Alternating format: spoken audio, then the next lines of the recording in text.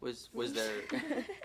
Go for it. Oh yeah, I think that the 70s in the music industry, especially like in LA, in Hollywood, cool in the scene. Valley, is such a distinct scene. And I'm from LA, so that's really cool for me.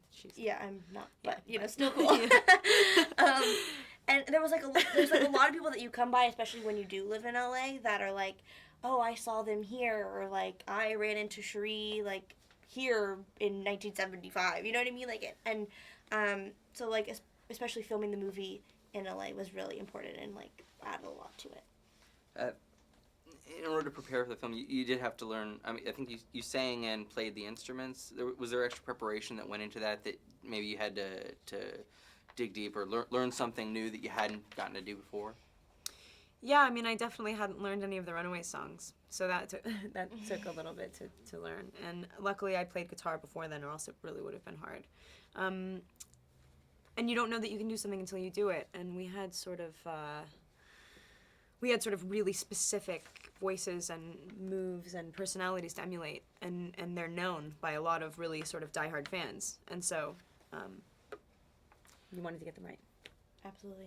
You think there's any big difference in being a teenager today versus being a teenager in the 70s? And yeah, I do. Yeah, huge. I think there's a huge difference because being a teenager then, even not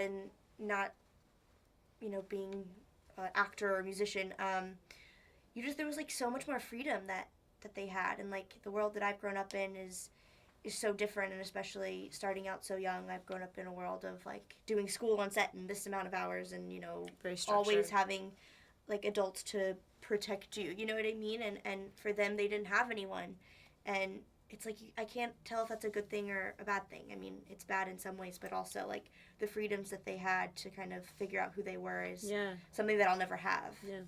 And also, like, we're all so closely tied. Like, I can reach Dakota at any time. She always has her phone. I can always BBM her and reach her at any time in my life.